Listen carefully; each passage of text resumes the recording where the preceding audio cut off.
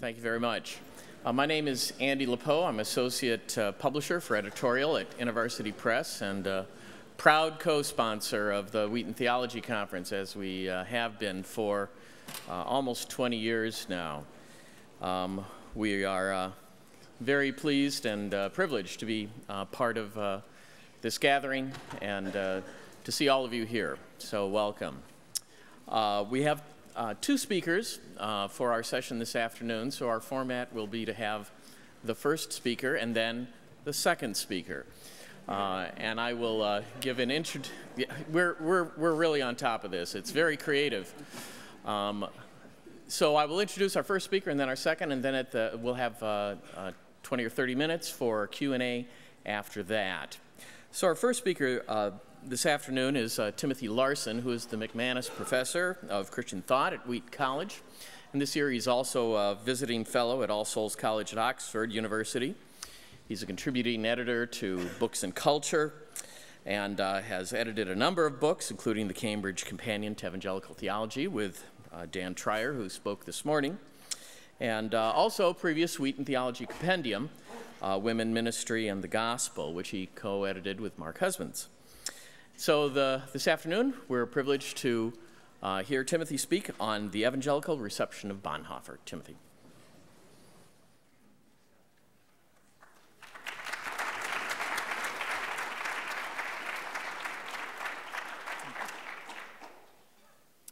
Dick Van Dyke, in his showbiz memoir, My Lucky Life, remarks in a chapter entitled Never a Dull Moment upon how much he enjoyed reading John A.T. Robinson's Honest to God, published in 1963.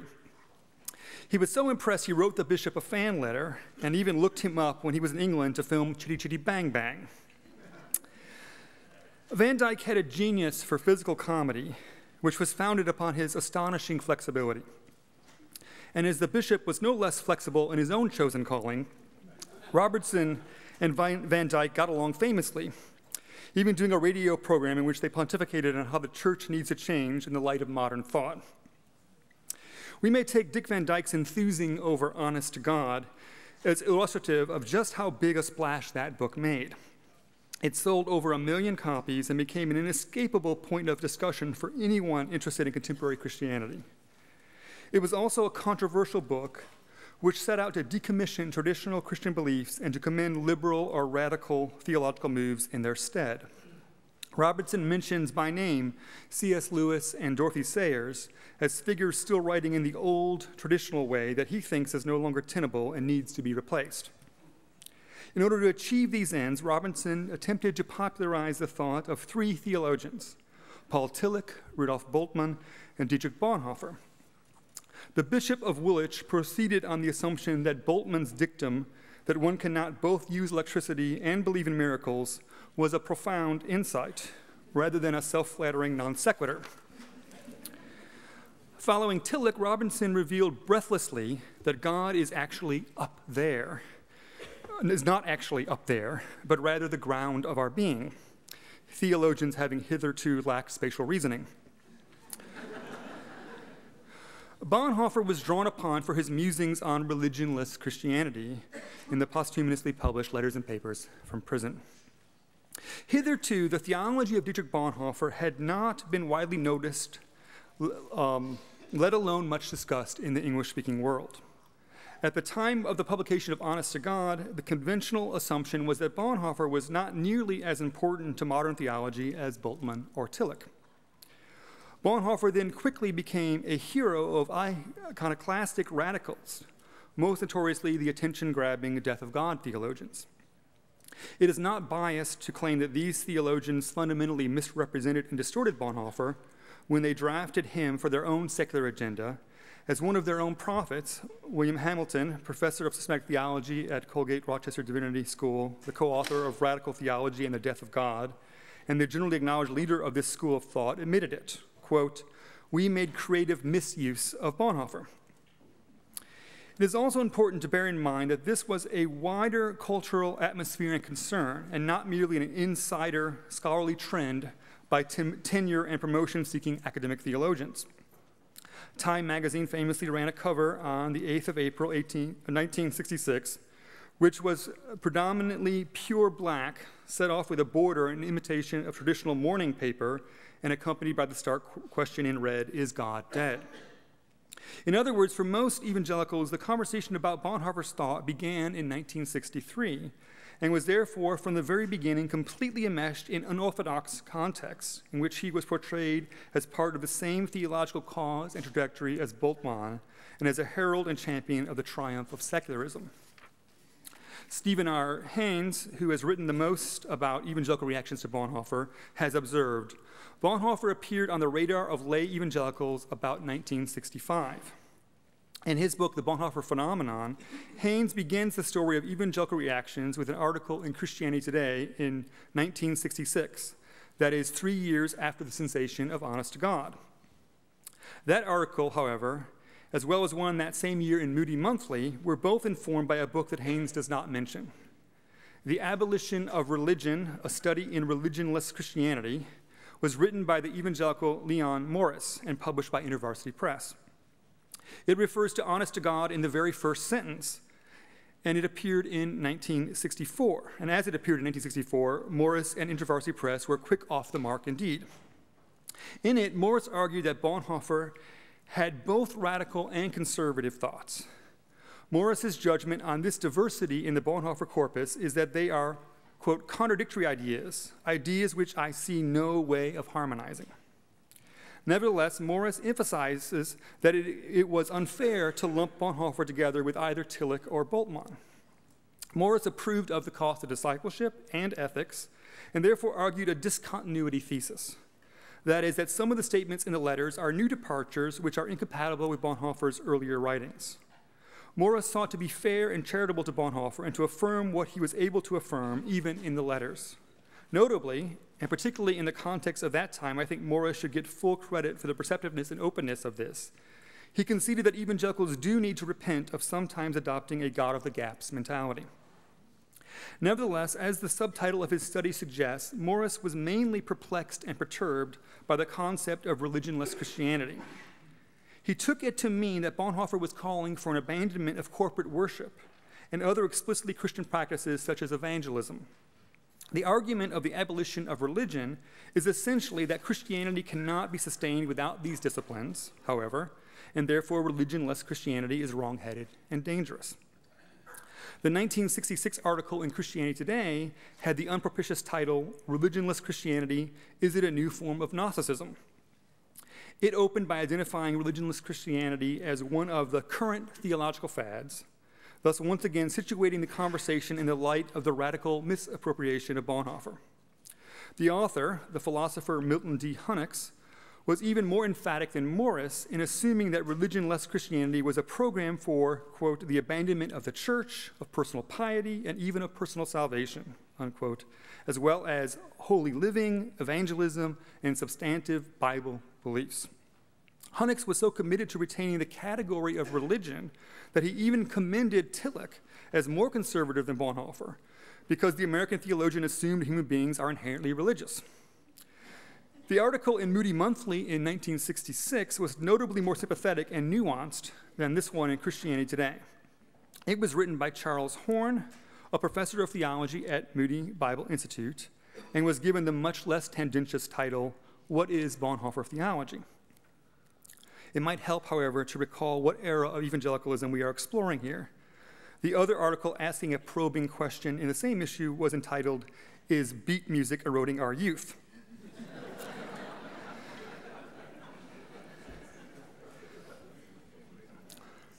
Horn goes out of his way to praise The Cost of Discipleship as a book that draws attention to the need for us to have a faithful Christian walk, as the evangelical dialect had it. His own disclaimer is that there are lots of litmus test issues that Bonhoeffer does not address in The Cost of Discipleship, and therefore, just because we might find every word of it true and right, we must not be deceived into thinking he writes as a fundamentalist. Fundamentalist, of course, is being used here as a term of approbation. In other words, according to Horn, we must not imagine that the early Bonhoeffer who wrote this admirable book would have agreed with conservative evangelicals on all theological or ecclesiastical questions.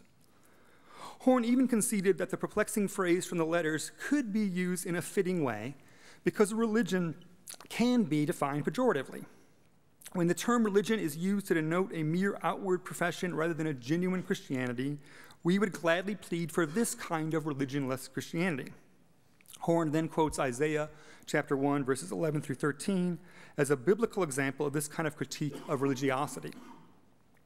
Nevertheless, he rather astutely reflects that the movement that has latched onto Bonhoeffer's phrase might actually be establishing a non-religious religion. I think evangelicals ought to know whereof Horn speaks, as our movement has often had a tendency to produce non-denominational denominations. Horn concluded by asserting that true religion is a category that cannot be dispensed with by Christians, echoing James 1:27, pure religion and undefiled before God and the Father is this, as a parting proof text. A 1967 article in Christianity Today was entitled The Old New Worldliness. It was written by Harold B. Kuhn of Asbury Seminary. Kuhn opens by grumbling that the only kind of theology that now sells is trendy radical theology. He references Harvey Cox's The Secular City, which, like Honest to God, was also a bestseller. And once again, it is clear that this unnerving contemporary movement is the primary concern rather than the actual thoughts of the historic Bonhoeffer. Nevertheless, Lutherans have always been much better at gleaning insight through paradox than low church evangelicals. And if evangelicalism as a whole in the 1960s was not ready to view religion as a bad thing, it was certainly not ready for Bonhoeffer's attempts in the letters to redeem worldliness as a concept to be embraced and affirmed by Christians. The question about a Christian's walk, after all, was largely about whether or not he or she was tempted into worldly patterns of thought and behavior. Kuhn therefore assumed that affirming worldliness was tantamount to tolerating immorality. There could be no clearer indication that traditional evangelical concerns with lifestyle issues were trumping any attempt to read Bonhoeffer on his own terms than that Kuhn goes even so far as to mention as ostensible germane case in point Hugh Hefner. For 1960s American evangelicals, the notion of worldliness could not conjure up, as it did for Bonhoeffer, the profound this worldliness characterized by discipline and the constant knowledge of death and resurrection, but rather simply images of drunken businessmen leering at Playboy bunnies.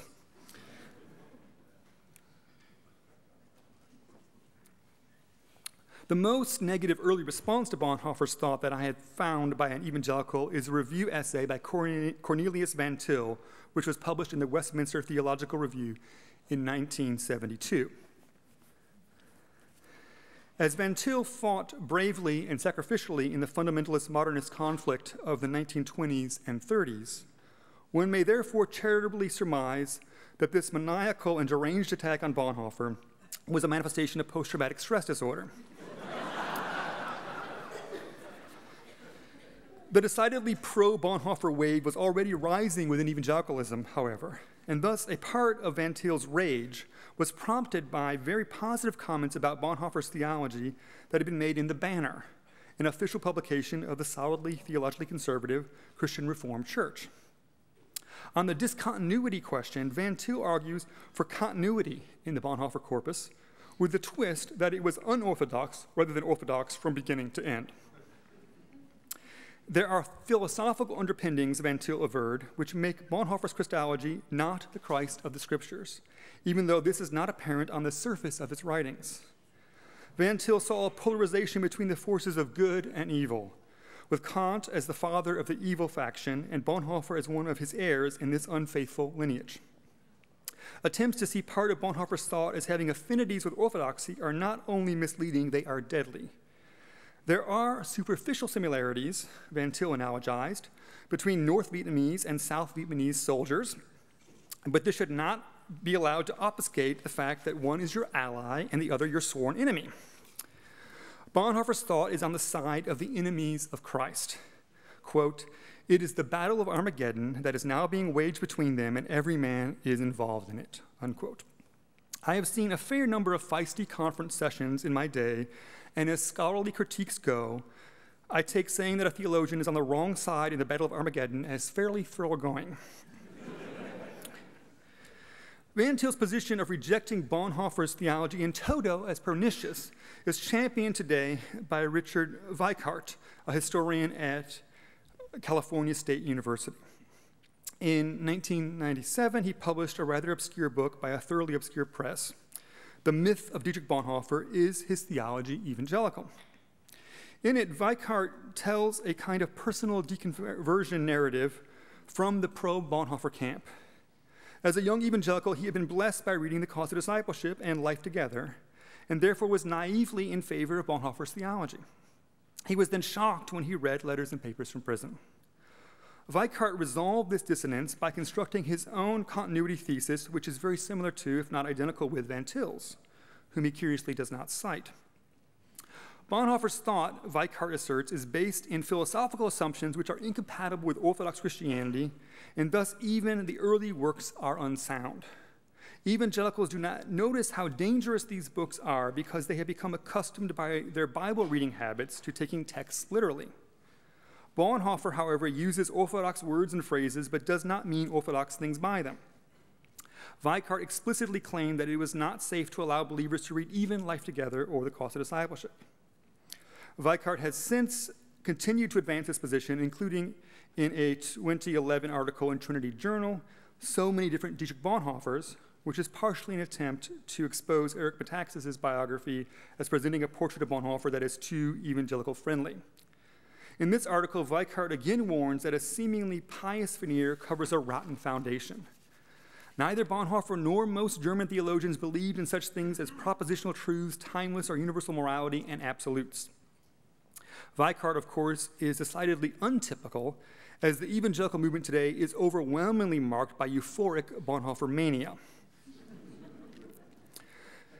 Stephen R. Haynes has rightly identified what he calls the American evangelical love affair with Dietrich Bonhoeffer. Haynes first documents the trend of Bonhoeffer's growing popularity among tens of millions of American evangelicals for whom he has become a hero, theological guide, or privileged critic. Extolling Bonhoeffer now consistently happens across a remarkably wide spectrum of the evangelical movement. Emergents do it, leaders of the Christian right do it, even Southern Baptists do it. From a variety of surveys and clues, it is clear that for evangelicals today, Dietrich Bonhoeffer is the most widely cited and respected 20th century theologian. When Christianity Today announced in the year 2000 what were the books of the century for the 100 years that had just passed, it listed C.S. Lewis's Mere Christianity as number 1 and Bonhoeffer's The Cost of Discipleship as number 2. After the top 10, books were listed in alphabetical order by author rather than ranked for importance, and Bonhoeffer's Letters and Papers from Prison is in that wider list. By contrast, a range of leading evangelical theologians do not make it onto this list of 100 classics that have shaped contemporary religious thought, including Bernard Ramm, Donald Blesch, Clark Pinnock, Thomas Oden, and Millard Erickson. Perhaps it would not be too mischievous to notice that another person who did not make the list was Cornelius Van Til. As to popular authors, even Francis Schaeffer is not on it. Moreover, the 20th century restriction is actually too limiting. It seems clear that for evangelicals today, Dietrich Bonhoeffer is the most widely cited and respected theologian of the last 400 years or more since the era of the Protestant reformers. Evangelicals are apt to include The Cost of Discipleship, and perhaps Life Together as well, in their canon of the greatest Christian spiritual classics of all time, so that they happily rub shoulders with fellow Hall of Fame legends from across the ages in short lists which also include works such as Augustine's Confessions and Bunyan's Pilgrim's Progress. A recent publication is entitled 25 Books Every Christian Should Read, A Guide to the Essential Spiritual Classics. The books on the list were chosen by a dozen-strong editorial board that included such leading evangelical figures as Dallas Willard, Richard Foster, and the editor of Books and Culture, John Wilson. The roughly chronological list begins with Athanasius' On the Incarnation and progresses through authors such as Augustine, Dante, Calvin, Pascal, and Bunyan before reaching The Cost of Discipleship. It is suggestive that when Wheaton College launched a one-book program, the first title it invited its entire community to attend to for a year was Life Together. Bonhoeffer was a safe choice for creating unified support and approval around a single text across this evangelical community. Beyond an institution of higher education, Bonhoeffer also finds his way even into the most popular of evangelical formats. For example, in 1997, Focus on the Family Radio Theater made a compelling, award-winning drama on his life, The Cost of Freedom. A possible contemporary application of this inspiring story was made by the president of Focus on the Family himself, James Dobson, in a 1999 article in Christianity Today entitled The New Cost of Discipleship. In it, Dobson admonished evangelicals who had become weary in the culture wars that they had to stick to their post even when fighting a losing battle. Since when did being outnumbered and underpowered justify silence in response to evil? Dietrich Bonhoeffer, a Lutheran pastor and theologian, stood against the Nazi regime and its oppression of the Jews, for which he paid with his life.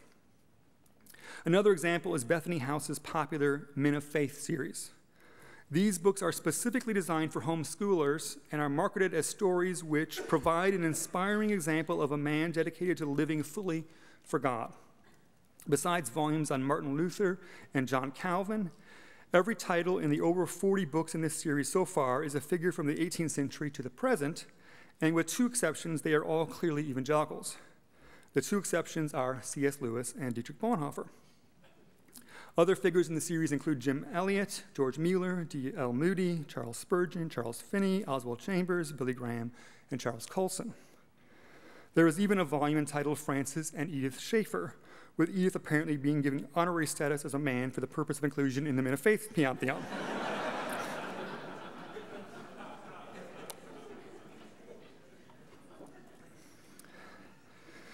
To take one more example, in his autobiography, Just As I Am, Billy Graham identified Martin Luther and Dietrich Bonhoeffer as the two great heroes of church history from Germany. Another sign of the times is a recent New York Times best-selling book, Eric Metaxas' Bonhoeffer, Pastor, Martyr, Prophet, Spy, 2010. Metaxas is himself an evangelical. His previous New York Times best-selling biography was of the eminent evangelical opponent of the slave trade, William Wilberforce. And Metaxas judged rightly that a hero for evangelicals at the same rarefied height as Wilberforce is Bonhoeffer. Metaxas' Bonhoeffer has a foreword by the evangelical pastor Timothy J. Keller, which serves as another way of signaling that this is a story written by an evangelical for evangelicals. This conservative Protestant passion for Bonhoeffer has started to rattle mainline and liberal Christians who have begun to complain that the German theologian has been distorted, misrepresented, and co-opted by evangelicals. Haynes's article trying to explain this phenomenon was in an edited collection published in 2009 entitled Dietrich Bonhoeffer's Theology Today, A Way Between Fundamentalism and Secularism. You can hear the structure of the concern in that title. While admittedly the secularist death of God theologians initially twisted Bonhoeffer's thought into serving their own cause, the more recent danger of such behavior is from the conservative end of the spectrum, and the task today must be to find a way to get Bonhoeffer back where he belongs in the mainline middle. Even more recently, preeminent mainline church historian Martin E. Marty has written a book on the reception of letters and papers from prison, which has as its implicit structure this same argument. In other words, Marty has secularists and evangelicals as foils on opposite ends, while mainliners are presented as the faithful interpreters and true proprietors of the Bonhoeffer legacy. Quote, questions like this have drawn the energies of the people I think of as my own generation. Some would say mainstream Protestants and Catholics, who have not been sidetracked and now abandoned with the Marxist or honest to God or death of God interpreters, or, and the or is emphasized in Marty's text, taken the path of reaction against them all in new fundamentalisms. A desire to rescue Bonhoeffer from his Walmart shopping, weak coffee drinking, praise chorus singing admirers has been particularly on display in reactions to Metaxas' biography. A particularly mean-spirited and full-blooded example of this was the review of Metaxas' book by Clifford Green, Professor Emeritus of Theology at Hartford Seminary, in the leading journal in America of mainline Protestant thought, The Christian Century. Here is how it ends. Given all this, the most descriptive and honest title for Metaxas' book would perhaps be Bonhoeffer Co-opted, or better, Bonhoeffer Hijacked. This review was posted online with an opportunity for adding comments, and these remarks are heavily populated by readers who were grateful that someone had the courage to snatch their hero out of the grubby hands of the evangelicals. One curious theme was that it was inappropriate to have Tim Keller write the foreword, ostensibly because he is a pastor and not a Bonhoeffer scholar. One cannot imagine such concerns being raised if the foreword had been written, for example, by Desmond Tutu. And so we move to evaluating this critique. I myself have written a review of Metaxas' book in which I also document ways that, around the edges, I think he has skewed things in an evangelical direction. Here is a portion of that review, so if it's not too confusing, I'm not quoting myself. More subtly, an American evangelical obsession with evolution leaps out at odd places. Metaxas describes the portrayal of the theology of letters and papers from prison by radicals as a theological Piltdown man. He describes Nazi racist ideology as a new form of Darwinism, not even social Darwinism. Most regrettably and bizarrely, he analogizes that Harnack was to Barth as strict Darwinian evolutionists are to advocates of intelligent design. Methinks that another part of Metaxas' brain that has nothing to do with Bonhoeffer is trying to work out its relationship to evolution. Moreover, Green did find an interview in which Metaxas referred to Bonhoeffer as an evangelical. Nevertheless, my own view is that the charge that evangelicals have co-opted Bonhoeffer is, by and large, inaccurate and unfair. It is not standard for evangelicals to claim that Bonhoeffer was himself an evangelical, and it is significant that even Metaxas does not do so in his well-nigh 600-page biography. It is true that evangelicals have emphasized certain parts of the Bonhoeffer story and corpus, but every group interested in the German theologian does this. Moreover, these parts have often been downplayed or neglected hitherto, and they are authentic pieces of the Bonhoeffer puzzle. For example, leaders of the Christian right citing Bonhoeffer approvingly seems particularly to get up the noses of mainliners. Nevertheless, it is a deployment, but not a distortion for the pro-life movement to evoke Dietrich Bonhoeffer. After all, he did declare in Ethics, destruction of the embryo in the mother's womb is a violation of the right to life which God has bestowed upon this nascent life, and this is nothing but murder.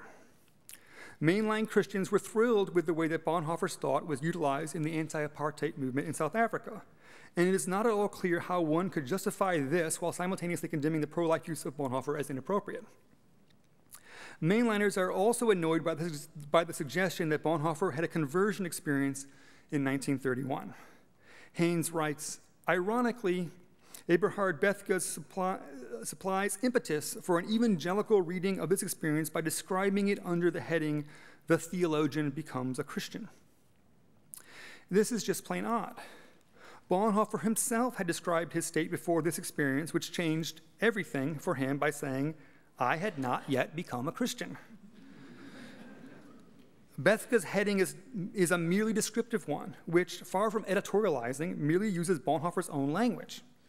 If others are not comfortable with it, their discomfort is not with Bonhoeffer's interpreters, but rather with his own testimony in his own words. It is, of course, also true that evangelicals have their own parts of Bonhoeffer's life and thought that they tend to downplay or ignore. But once again, this is true for all groups interested in the German theologian.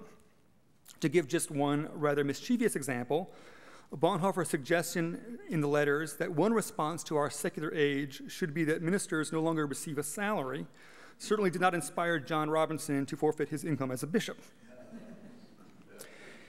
Evangelicals have been able to provide valuable correctives that present a more accurate picture of a complex man and theological legacy. Rather than thinking in terms of co-opting, I would argue that the evangelical attitude toward Dietrich Bonhoeffer is analogous to the evangelical attitude toward Augustine of Hippo. Evangelicals like and admire Augustine's life, thought, and writings, but they do not pretend that he was an evangelical in the contemporary American sense of that term. They are aware that they disagree with Augustine on some issues of doctrine and practice, but they tend to focus on what they admire.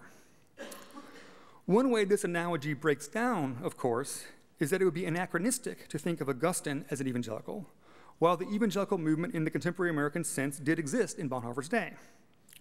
So why then do evangelicals so admire Bonhoeffer? One clue is that evangelicals are fond of describing him as a pastor. Pastor, after all, is the first descriptor in Metaxas' subtitle. It is also the first noun James Dobson used to identify Bonhoeffer in his article, The New Cost of Discipleship. Likewise, when Billy Graham did a whole section on the theme of the cost of discipleship in his book, Hope for the Troubled Heart, he introduced Bonhoeffer as a brilliant young German pastor. A sympathetic article in Christianity Today in 1969, entitled Bonhoeffer the Man, was already emphasizing this point. His theology is not purely academic. He accepted the challenge of the pastorate, wherein he related the insights of the scholar to the needs of the common man. In other words, evangelicals tend to have less respect for the kind of professional theologian who sends out theories with little awareness of or concern for what their effect might be on the church and the faithful, while they respect someone who rolls up their sleeves and puts their hands to the plow in the work of ministry. Even the fact that Bonhoeffer chose to teach Sunday school to inner-city youths is a significant and telling biographical detail for evangelicals. Another clue is the second descriptor in Metaxas' subtitle, martyr. In the past, evangelicals often tended somewhat unconsciously to identify the separation of the sheep and the goats as evangelicals versus non-evangelicals. But even in those days, this could sometimes be realigned more ecumenically so that the two categories are real Christians versus nominal, formal, or cultural Christians. 50 years ago, evangelicals were all too quick to assume that adherents of huge branches of Christianity, not least Roman Catholicism and Eastern Orthodoxy, were in the latter category. A willingness to risk life and livelihood and to endure persecution for the cause of Christ, however, has often allowed evangelicals to discern an authentic Christian faith in members of these communions. The costly, faithful actions of Catholic and Orthodox priests, religious, and lay people in communist countries, for example, often prompted American evangelicals to see them not only as authentic Christians, but even as heroes of the faith and inspiring martyrs. In the 1970s and beyond, for example, American evangelicals frequently spoke glowingly of the Russian Orthodox layman Alexander Solzhenitsyn as a noble, heroic Christian and a true spokesperson for the cause of Christ, even though they did not imagine that he was an evangelical. Bonhoeffer is a similar case in point. The fact that he was a German Lutheran working in mainline institutional ecumenical contexts who spoke well of Adolf von Harnack is overcome by the greater fact that his life bore witness to his living faith. Even Bonhoeffer's most thoroughgoing evangelical opponents have been cowed by his personal willingness to endure the cost of discipleship.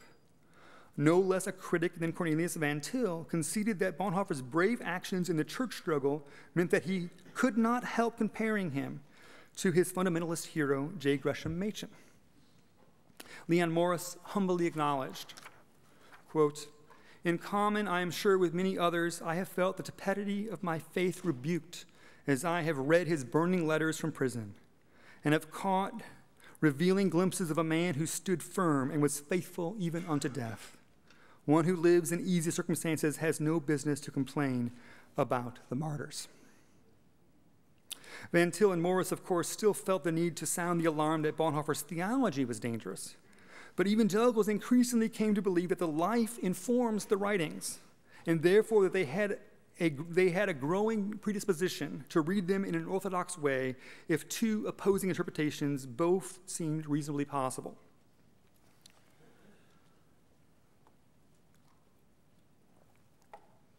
The situation has changed significantly since the context in which Morris and Van Til wrote.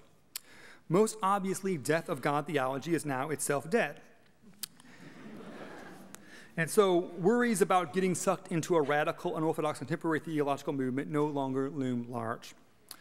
More specifically, between the 1960s and the present, evangelicals themselves have turned the word religion into a pejorative term.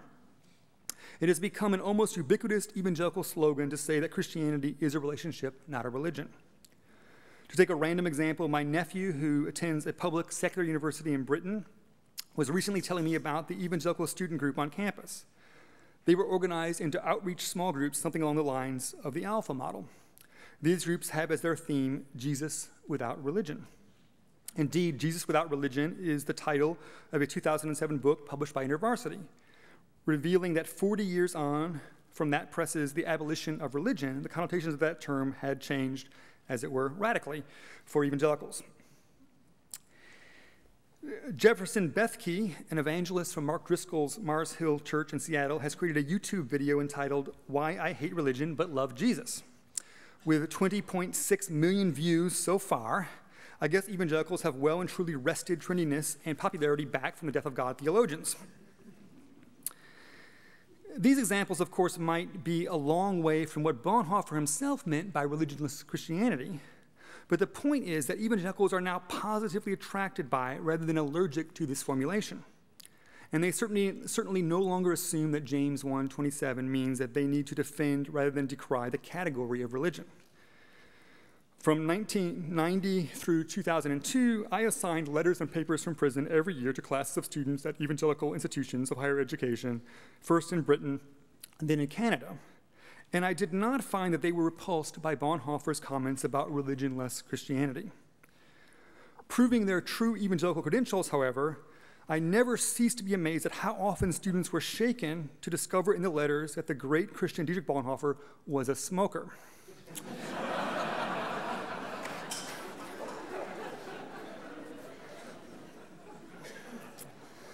I wish I had $100 for every anti-smoking rant I have read in a Bonhoeffer paper.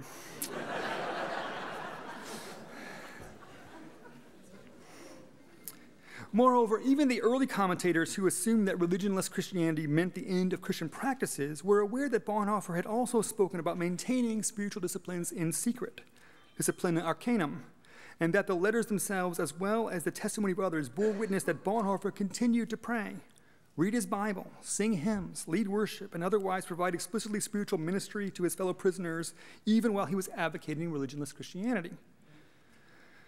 This was therefore seen as an inconsistency by figures such as Morris, but increasingly evangelicals decided that the latter statements and practices meant that it was a misreading of religionless Christianity to see it as a call for the abandonment of spiritual disciplines.